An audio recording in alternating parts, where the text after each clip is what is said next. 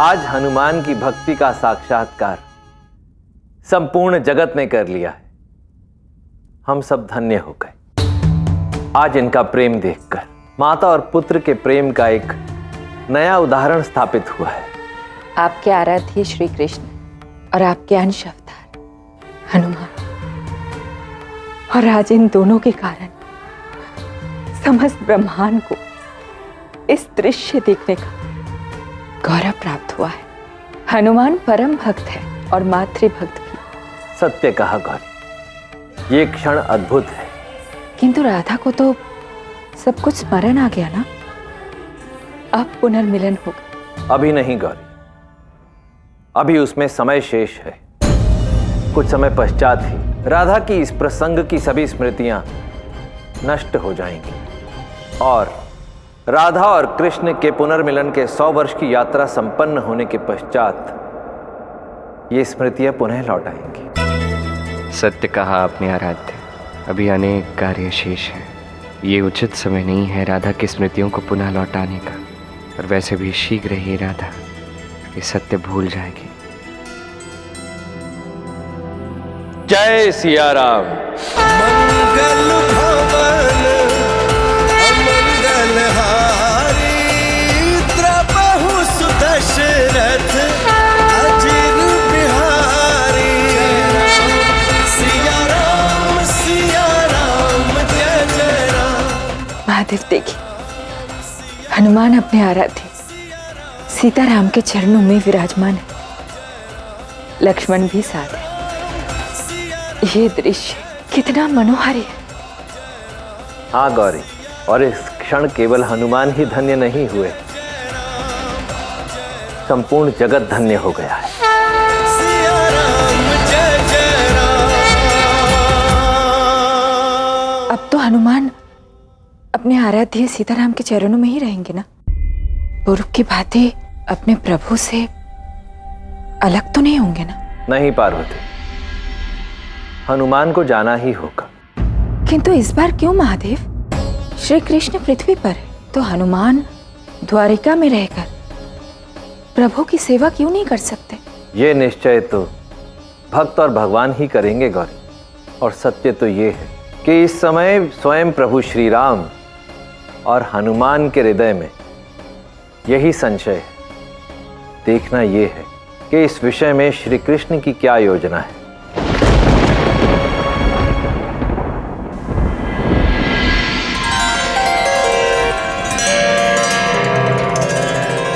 क्या बात है, द्वारिका नगरी को तो आज बड़ा सजाया जा रहा है। कोई विशेष ही कारण लगता है। अरे सुनो भाई, द्वारका नगरी को आज इतना सुंदर सजाया क्यों जा रहा है? कोई विशेष कारण है क्या? द्वारकाधीश के आदेश पर ये साज सज्जा की जा रही है। सुना है किसी अतिथि की विदाई के लिए आयोजन किया जा रहा है। किसकी विदाई के लिए? जी पता नहीं। अच्छा, अपने कार्य में लग जाओ भैया। तो ये सब किसी की विदाई के लिए किया जा रहा है। किस बेचारे की विदाई हो रही है? कहीं मेरी विदाई के लिए तो ये कार्यक्रम नहीं हो रहा? नहीं नहीं नहीं नहीं नहीं नहीं, मुझे यहां से नहीं जाना। परंतु मुझे विदा होने के लिए कह क्यों रहे हैं? मैं तो प्रभु की भक्ति में संलग्न हूं।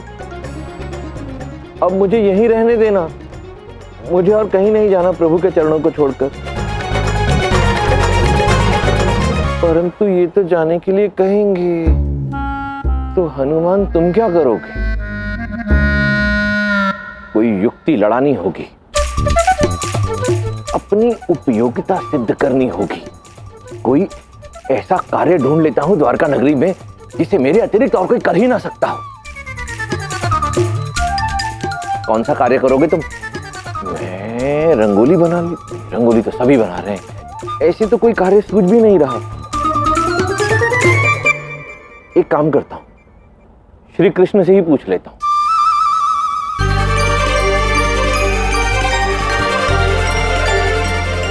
क्या बात है कृष्ण, आज इस मंदिर को इतने भव्य रूप से सजाया जा रहा है। इसका निर्माण तो कुछ दिन पूर्व ही हुआ था ना।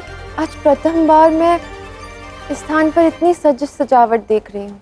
सत्य कहूं, इस मंदिर का निर्माण इसी दिन के लिए किया था राधा। अच्छा, आज कौन सा विशेष दिवस है? आज नहीं, कल प्रातः प्राण प्रतिष्ठा होगी इस मंदिर में। एक देवता है जिनकी स्थापना इस मंदिर में होगी।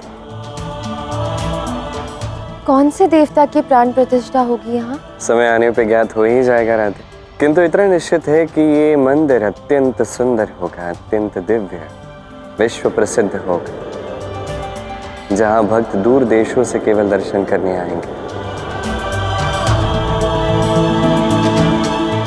श्री कृष्ण के तो समीप आते ही मानो मेरी दुविधाओं का अंत हो गया। अब मुझे समझ में आ गया कि मैं यहाँ क्या क्या कर सकता हूँ। अति उत्तम विचार प्रभु, और आपके इस दिव्य भव्य मंदिर निर्माण में मैं भी आपका सहयोग करना चाहता हूँ। नहीं नहीं हनुमान, इसकी कोई आवश्यकता नहीं है। प्रिय हनुमान, आप हमारे अतिथि, इसीलिए अभी यहाँ आपको मात्र विश्राम और हमारा आतिथ्य ग्रहण करना चाहिए। अरे भ्राता बलराम, आप ये बार बार क्या अतिथि अतिथि करते रहते हैं? माना कि कुछ दिन पहले जब मैं यहाँ आया तब मैं अतिथि था, परंतु अब तो सब अपना अपना सा लगता है। मैं यहाँ की व्यवस्था भली भांति समझ गया हूँ, और वैसे भी मैं तो प्रभु के चरणों का सेवक हूँ, सेवा ही करूंगा। हनुमान जी, द्वारका में अभी तक रहकर आपने मात्र प्रभु की सेवा ही तो की है। समस्त द्वारका में अयोध्या जैसी भक्ति भर दी, ये प्रभु की सेवा नहीं तो और क्या है? और मुझे भली भांति ज्ञात कि अब जब आपका कार्य पूर्ण हो गया है तो शीघ्र अतिशीघ्र आप यहाँ से प्रस्थान करने की तैयारी भी कर रहे होंगे। किंतु स्मरण रखिए, हम द्वारकावासी भी द्वारका का पूर्ण आतिथ्य ग्रहण किए बिना आपको यहाँ से जाने नहीं देंगे। इसीलिए आपसे आपको मात्र यहाँ विश्राम करना है और हमारा आतिथ्य ग्रहण करना है, बस। आपके जाने की व्यवस्था मैं स्वयं करवाऊंगा। हाँ हनुमान जी, और वैसे भी हम आपकी सेवा के लिए सदैव तत्पर ही रहते हैं। अभी आप जाकर विश्राम कर लीजिए। माता, अब आपको कैसे समझाऊं? जब मैं प्रभु के चरणों की सेवा करता हूँ मुझे तभी अत्यंत विश्राम मिलता है। अब आप ही बताइए मैं क्या करूं प्रभु? देखिए, सत्य में आपके लिए कोई कार्य नहीं है। जो कार्य शेष है वो बलराम, दाऊ, राधा और अन्य सेवक मिलके कर ही रहे हैं, हो जाएगा। आप केवल जाके विश्राम कीजिए ना। कान्हा, तनिक यहाँ आना, तुम्हें कुछ दिखाना है।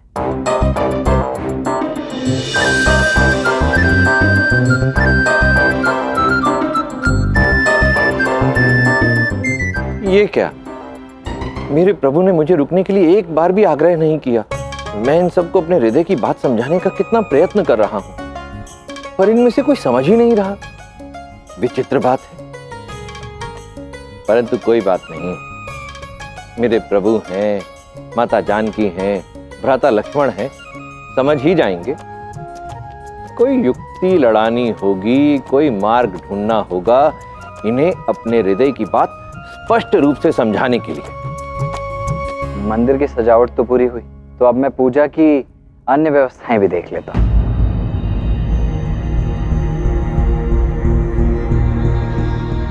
कृष्ण, हनुमान जी तो जाने की बात सुनकर ही दुखी हो गए। शांता, तुम तो सबके हृदय की बात समझ लेते हो ना, तुम हनुमान जी के लिए कुछ करते क्यों नहीं? राधा, इस विचार से जितने आहत हनुमान जी हैं उतना ही दुखी मेरा भी हृदय होता है। पर मैं जो कुछ भी कर लूं, हनुमान को यहाँ रोक पाना संभव नहीं है। ऐसा क्या है जो तुम्हारे लिए संभव नहीं है? मेरी यात्रा बड़ी लंबी है राधा। हनुमान का यहाँ आना निश्चित था, किंतु अब मुझे इस यात्रा में आगे बढ़ना होगा। अभी कई सारे कार्य शेष है और समय सीमित है। मुझे तो अभी हनुमान को एक सत्य से अवगत कराना है। सत्य? हाँ राधा, भय इस बात का है कि वो सत्य कब और कैसे बताऊं। मुझे समझ नहीं आ रहा कि हनुमान इस सत्य को समझ भी पाएंगे या नहीं। भय लग रहा है कि कहीं सत्य बता के मैं हनुमान के हृदय को दुखी न कर दूं।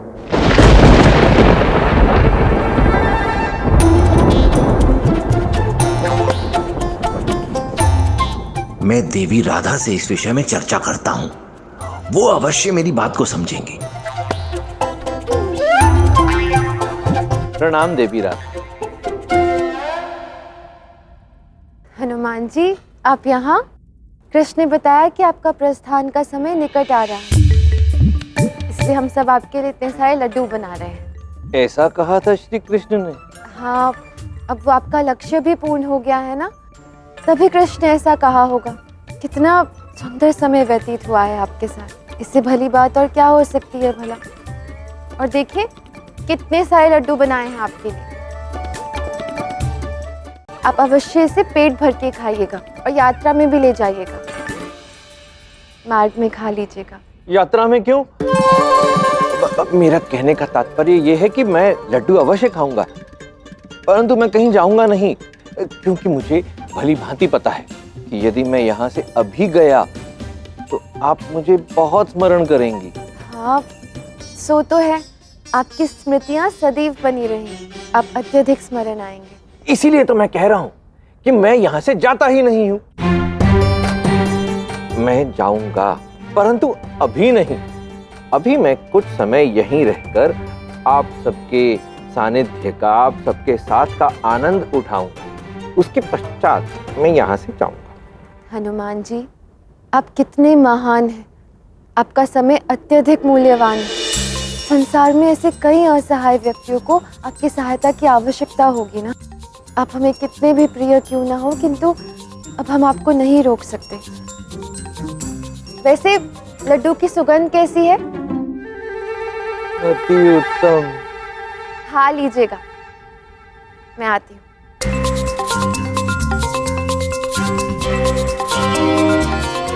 ये क्या? देवी राधा तो लड्डू खिलाकर मुझे यहाँ से भेजना चाहती हैं, और रुकने का मार्ग कैसे खोजूं? कोई युक्ति लगाओ हनुमान। हाँ, मैं श्री कृष्ण की सेवा करता हूँ। इतनी सेवा करूंगा, इतनी सेवा करूंगा, इतनी सेवा करूंगा कि उन्हें ये आभास हो जाएगा कि मेरे अतिरिक्त उनकी इतनी सेवा और कोई कर ही नहीं सकता। जब उन्हें ये आभास हो जाएगा तो फिर वो स्वयं ही मुझे यहाँ से जाने नहीं देंगे।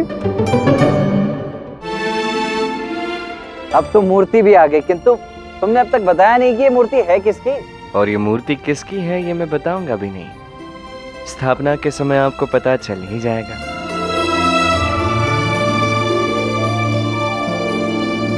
अरे रे रे रे प्रभु, आप क्यों कष्ट कर रहे हैं? ये मूर्ति मैं उठा लेता। नहीं नहीं हनुमान, ये स्थापना मैं करना चाहता हूँ, ये कार्य भी मुझे करने दो। वैसे भी ये मंदिर और ये मूर्ति, इनसे मुझे अत्यंत प्रेम। परंतु प्रभु, आप जैसी आपकी आज्ञा। अरे संभाल के ले जाना। चलिए मूर्ति की प्राण प्रतिष्ठा पूजन व्यवस्था आरंभ की जाए। आइए। भ्राता बलराम, तो सामग्री का सारा प्रबंध मैं करता हूँ। अभी छलांग लगाकर जाता हूँ हिमालय पर्वत और वहां से सर्वश्रेष्ठ दूर्वा और समिधा लेकर आता। अरे नहीं नहीं हनुमान, इसकी कोई आवश्यकता नहीं है। देखिए समस्त सामग्रियां तो पहले से उपस्थित हैं। मैंने सेवकों को कहकर पहले ही मंगवा ली थी। अच्छा, उचित है। फिर भी यदि कोई कार्य हो तो मुझे अवश्य बताइएगा।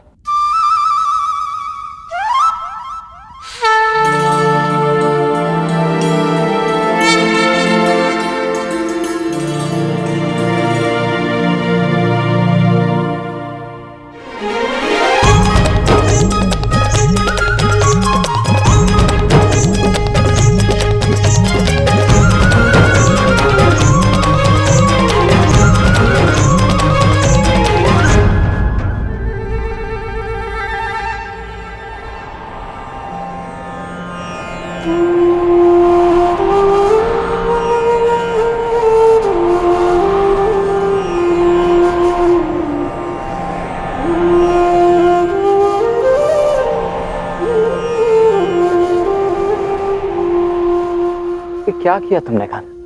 हनुमान जी का हृदय आहत कर दिया तुमने। यदि वो सहायता कर रहे थे तो ले लेते ना उनकी सहायता।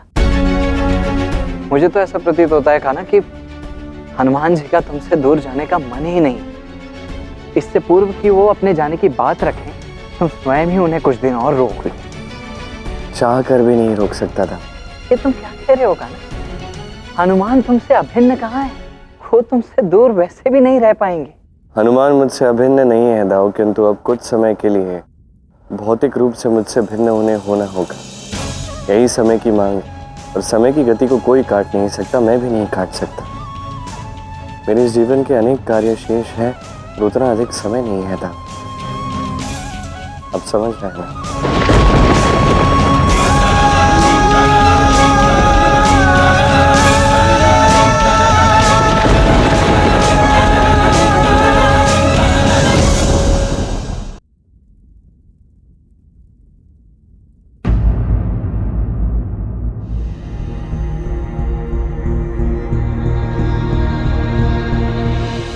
अरे हनुमान, यहाँ क्या कर रहे हैं आप? सोए नहीं अब तक?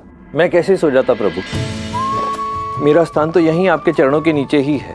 और मेरी बात क्यों कर रहे हैं? आप ये बताइए कि आप इतने थके हुए क्यों लग रहे हैं? मैं समझ गया, प्रातः काल से ही इधर उधर भिन्न भिन्न कार्यों में व्यस्त रहे होंगे, इसीलिए तो थक गए होंगे। अब एक काम कीजिए, विश्राम कीजिए, मैं आपके चरणों की सेवा कर देता हूँ। पहले आपके लिए जल ले आता हूँ। नहीं हनुमान, इस सेवा की कोई आवश्यकता नहीं है।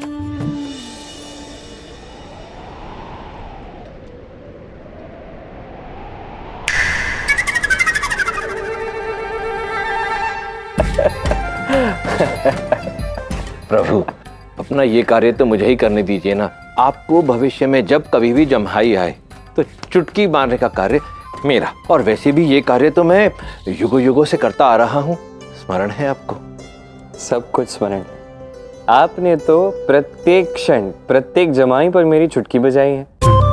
मुझे तो ये भी स्मरण है कैसे आप रात्रि में मेरे शयन कक्ष में आए थे केवल चुटकी बजाने के लिए। और इसके आगे क्या हुआ था ज्ञात है ना? कैसे सीता ने कुछ न कुछ करके आपको कक्ष से बाहर निकाल दिया था। माता सीता तो मुझ पर अत्यंत कुपित हो गई थी, तब भी आपने ही मेरी रक्षा की थी। किंतु इस बार ऐसा कुछ करने की आवश्यकता नहीं है। देखो, वैसे भी विश्राम का समय हो गया है, मैं भी विश्राम करता हूँ, आप भी जाके विश्राम कीजिए। उचित है प्रभु, आप लेट जाइए, विश्राम कीजिए, मैं चला जाऊंगा। जैसी मेरी हनुमान की इच्छा।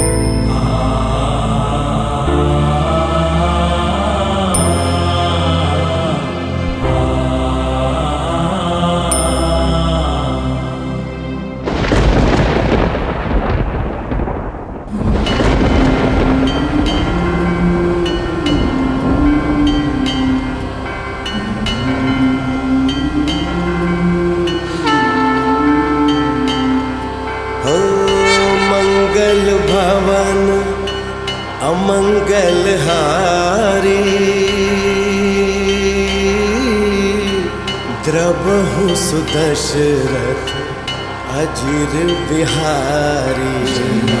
सिया राम सिया राम जय जय राम, जय राम सिया राम जय जय राम, जय राम सिया राम जय जय।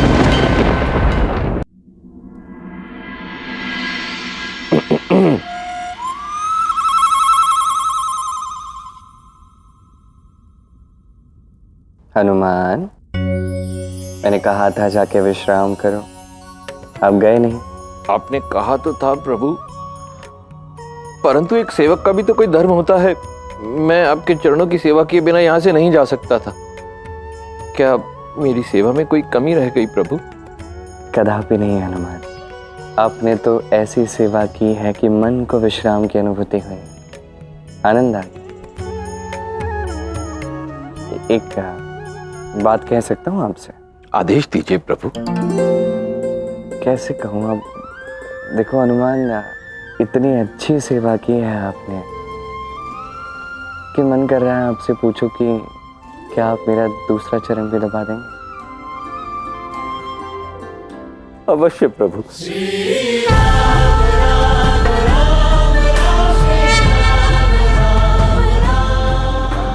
सत्य कहूं प्रभु तो मैं नित प्रतिदिन इसी प्रकार आपके चरणों की सेवा करना चाहता हूं। मैं जानता हूं आप प्रतिदिन प्रातःकाल उठ जाते हैं, भिन्न भिन्न कार्यों में व्यस्त रहते हैं, सारा दिन काम करते रहते हैं, कितना थक जाते हैं। आपको भी तो अपने लिए एक विशेष सेवक की आवश्यकता होगी ना। पूरी पृथ्वी का भार जो है आप पर। वो तो है, किंतु प्रतिदिन ऐसे सेवा की आवश्यकता नहीं पड़ती हनुमान। आज आपको जितनी करनी है उतनी सेवा कीजिए, मैं आपको नहीं रोक सकता, ना आपको मना कर सकता हूँ, ना आपका हृदय दुखा सकता हूँ। और सत्य कहूँ तो इस अवसर से स्वयं को भी सुख प्रदान करना चाहता हूँ। यह अंतिम अवसर जो है।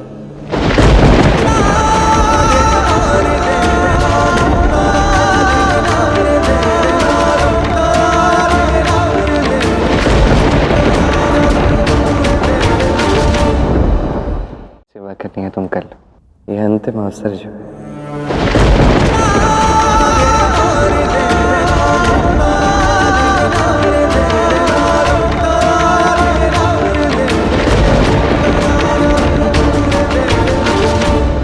क्या हुआ हनुमान, ऐसे अकस्मात रुक गए आप? प्रभु मैं जानता हूं कि मेरा कार्य पूर्ण हो चुका है और मुझे यहां से चले जाना चाहिए, परंतु आप ही बताइए मैं आपके चरणों को छोड़कर कहां जाऊं। संसार में आपके चरणों के अतिरिक्त आपके इस दास को इतना सुख, इतनी शांति और भला कहां मिलेगी। मैं मानता हूं प्रभु कि मेरा द्वारिका आने का ध्येय पूर्ण हुआ, परंतु मेरे जीवन का क्या? मेरे जीवन का ध्येय तो आप ही है प्रभु। आपकी और माता सीता की सेवा करना ही मेरे जीवन का एकमात्र लक्ष्य है। आप ये समझ लीजिए प्रभु कि अब यही मेरी शरण स्थली है और यही मेरी कर्म स्थली। मैं इसे छोड़कर कहीं नहीं जाऊंगा। सत्य कहूं तो आपके मुख से यही सुनना चाहता था, पर अब आपने कह दिया है। तो क्या इसका अर्थ ये है प्रभु कि आप अब मुझे यहां से जाने के लिए नहीं कहेंगे? इसका उत्तर मैं दूंगा। कब? कल प्रातः सूर्योदय के समय मंदिर में जब प्राण प्रतिष्ठा होगी, उस समय मैं आपको आपके प्रश्न का उत्तर दे दूंगा।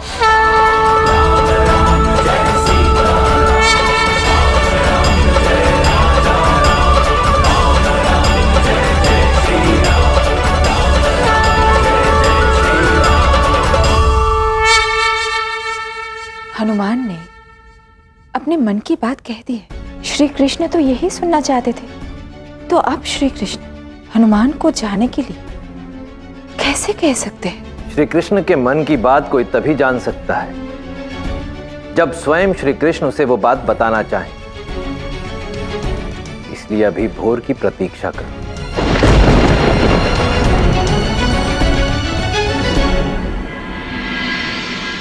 मेरे प्यारे द्वारका वासियों, इस मंदिर का निर्माण हम द्वारका की सीमा पर इसलिए कर रहे हैं ताकि यहाँ स्थापित होने वाले देवता युगों युगों तक हमारे द्वारका की रक्षा करें।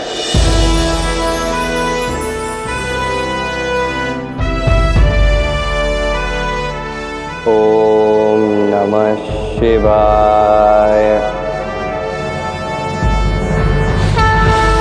ओम नमः शिवाय। गौरी, श्री कृष्ण ने मेरा आह्वान किया है। किंतु इस महादेव, वहां उस मंदिर के आयोजन में आपकी क्या आवश्यकता है? क्या श्री कृष्ण आपकी मूर्ति की स्थापना करने जा रहे हैं? ये सोचना मेरा कार्य नहीं। मैं इस समय केवल इतना जानता हूं कि मेरे प्रभु ने मेरा आह्वान किया है, मुझे जाना ही होगा। गौरी, ओम नमः शिवाय।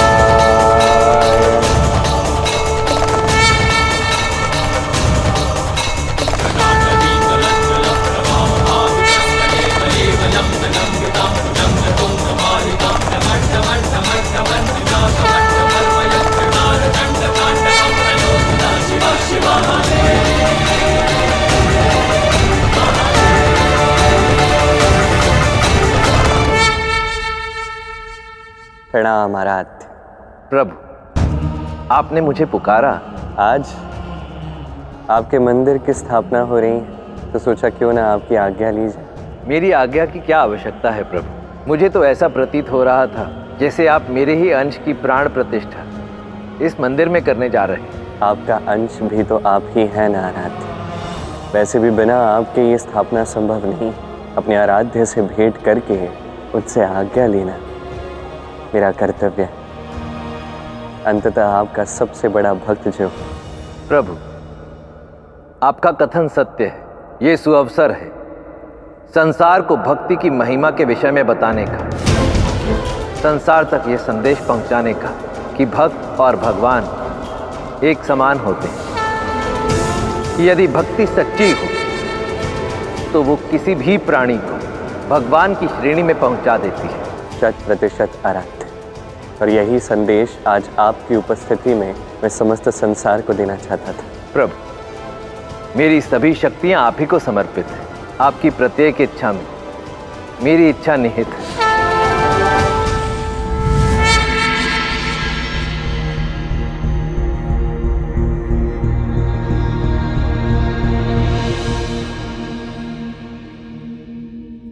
महादेव स्वयं यहाँ उपस्थित थे और उन्होंने हम सभी को आशीर्वाद दिया है।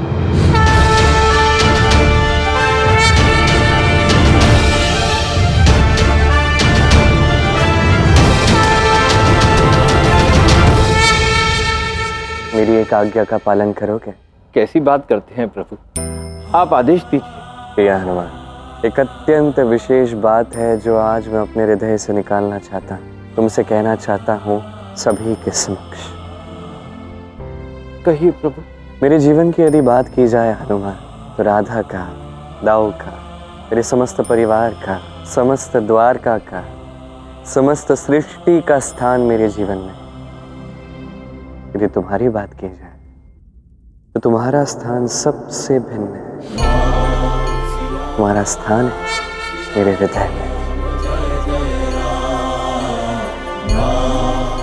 तुम मेरे हृदय में विराजमान हो हनुमान, और इसलिए आज एक कार्य तुम्हें सौंपना चाहता हूं, क्योंकि वो कार्य तुम्हारे जैसा एक महान भक्त ही पूर्ण कर सकता है। अवश्य प्रभु, आज्ञा दीजिए।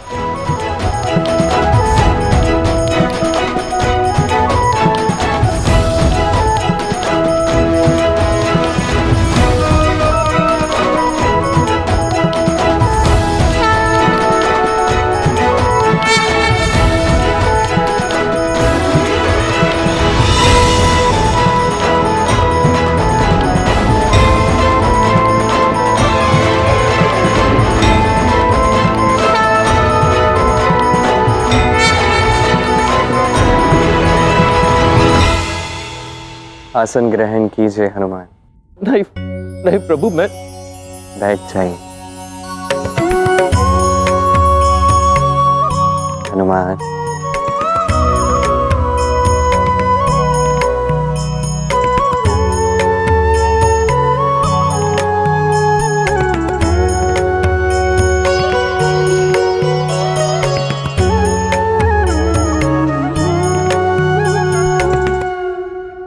आज इस मंदिर में मैं आपकी प्राण प्रतिष्ठा करना चाहता हूं हनुमान।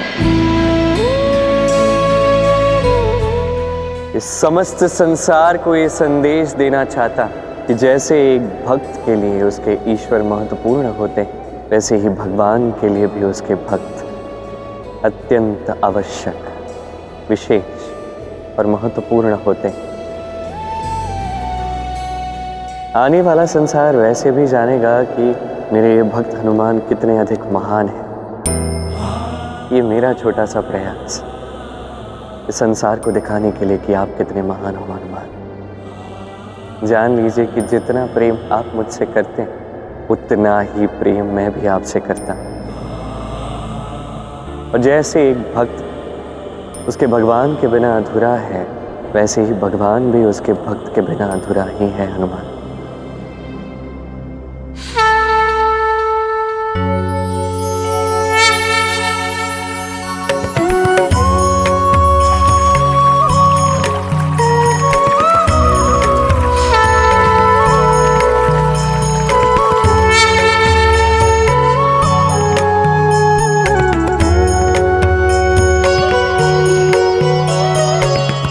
हाथ वज्र और ध्वजा विराजे, कांधे मूंज जनेऊ साजे, शंकर सुवन केसरी नंदन, तेज प्रताप महाजगबंदन।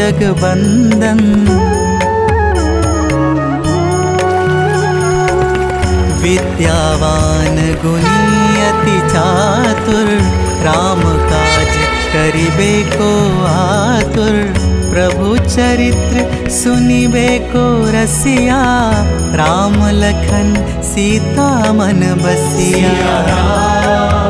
सिया राम सिया राम सिया राम सिया राम सिया राम सिया राम सिया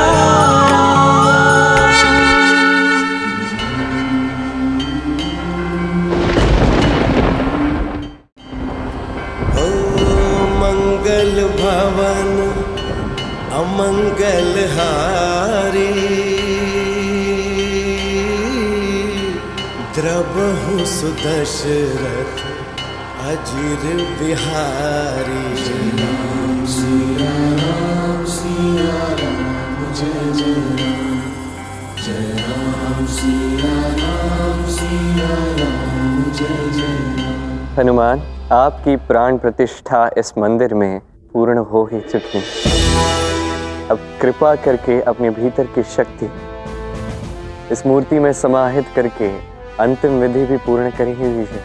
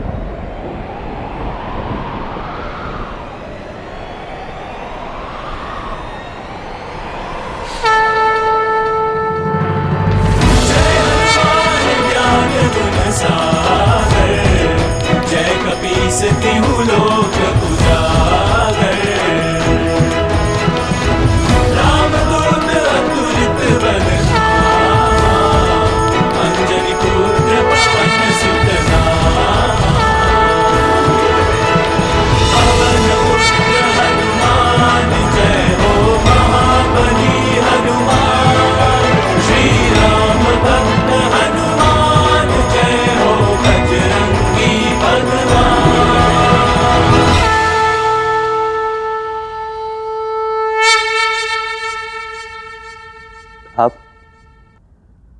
मेरे हनुमान मेरे साथ रहेंगे। सत्य प्रभु, मैं यही समझूं कि अब आप मुझे द्वारका से जाने की आज्ञा तो नहीं देंगे ना? तुम्हें जाना होगा हनुमान, और हम कुछ नहीं कर सकते, यही प्रारब्ध है।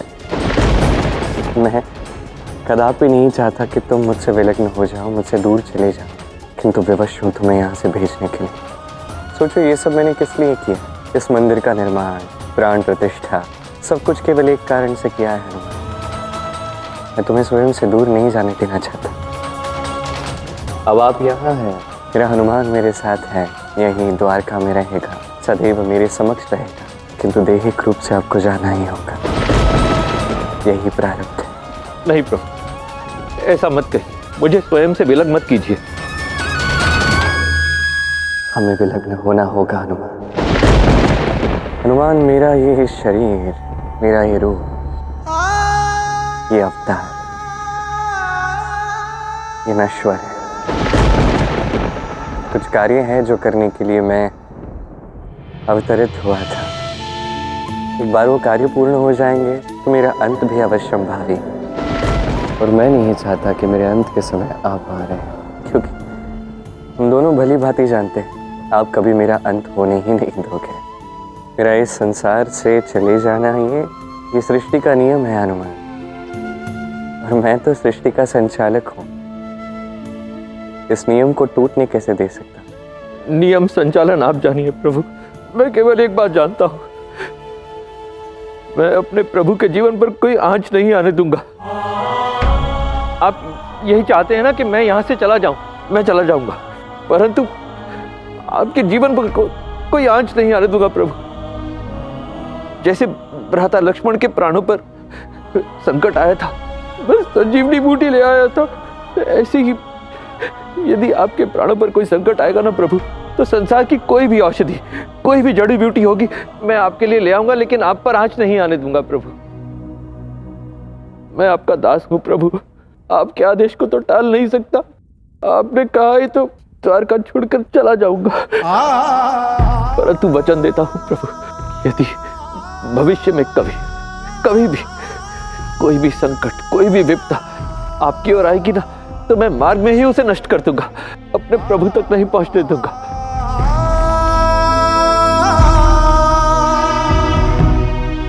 अब आज्ञा दीजिए प्रभु, आज्ञा दीजिए अपने दास को।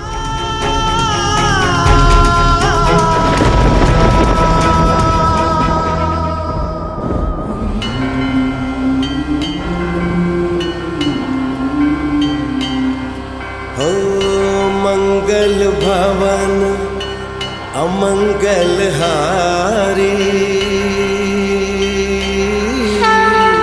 द्रवहु सुदशरथ अजिर बिहारी, द्रवहु सुदशरथ अजिर बिहारी।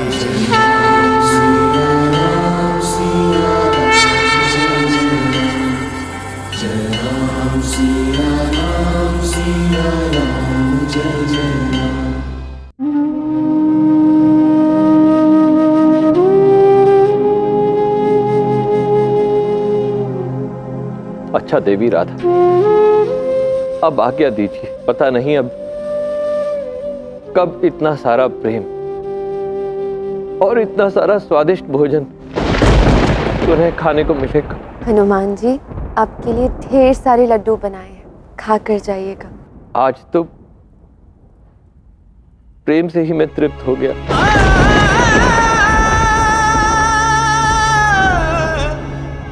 भ्राता बलराम, द्वारकावासियों, अब आप सबसे विदा लेने का समय आ गया। मैं प्रभु श्री राम का भक्त हनुमान आप सबसे विदा लेता हूं, इस वचन के साथ कि यदि भविष्य में कभी भी मेरे प्रभु पर कोई संकट आया, तो उनका ये दास पवन वेग से आकाश को चीरता हुआ सातों समुद्रों को लांघ कर पुनः लौट कर आएगा।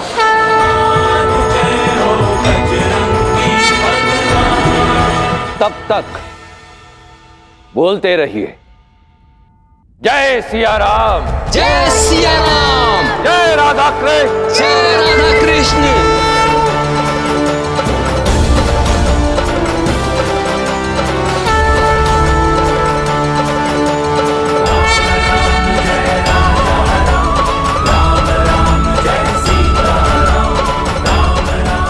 हनुमान, तुम धन्य हो।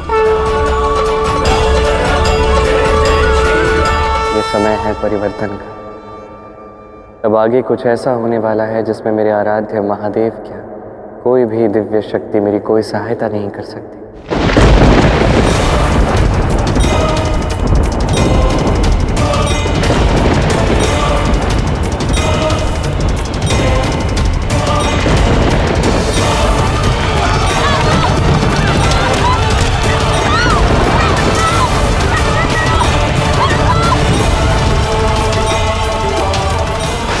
महादेव, ये कैलाश के शांत वातावरण में कोलाहल क्यों छा गया है?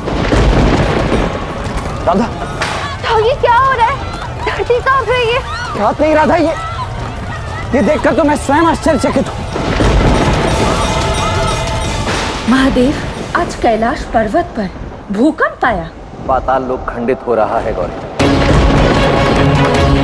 पाताल लोक खंडित हो रहा है। कहीं ये कोई बड़ा संकट तो नहीं है?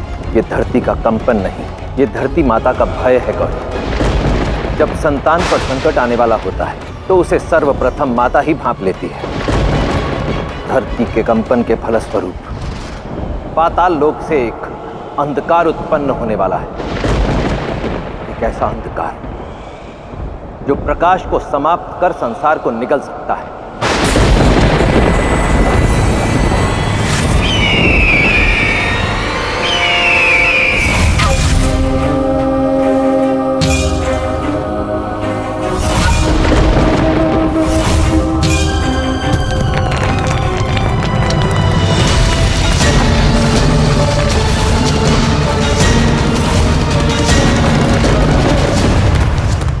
कैसा अंधकार महादेव? वो जो धन संपदा समृद्धि के विरुद्ध है, जो धान्य नहीं भूख देती, जो प्रेम नहीं विलाप देती, जो तमस तनाव क्रोध शोक रोग है, जो लक्ष्मी नहीं अलक्ष्मी है, अलक्ष्मी है, अलक्ष्मी है।